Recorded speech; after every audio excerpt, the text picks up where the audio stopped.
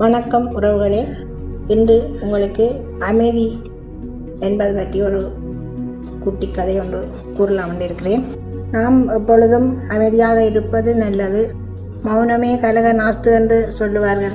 அமைதியாக இருக்கும்போது ஆண்டவன் அருள் எங்களுக்கு கிடைக்கும்.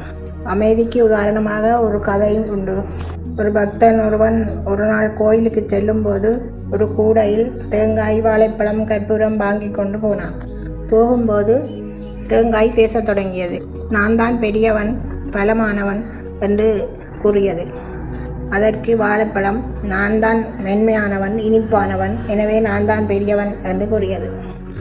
கற்பூரம் எதுவுமே பேசாமல் அமைதியாக இருந்தது. பக்தன் கோயிலை அடைந்ததும் தேங்காயை உடைத்தான்.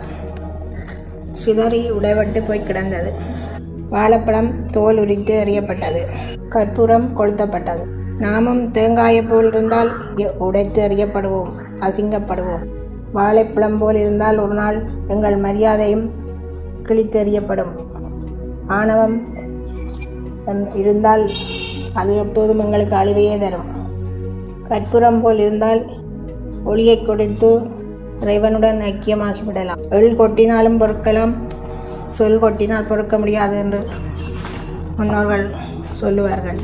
நாமும் அமைதியாக இருந்து வெற்றி அடைய வேண்டும் என்று கூறி உங்களிடமிருந்து விடைபெறுகிறேன். நன்றி, வணக்கம்.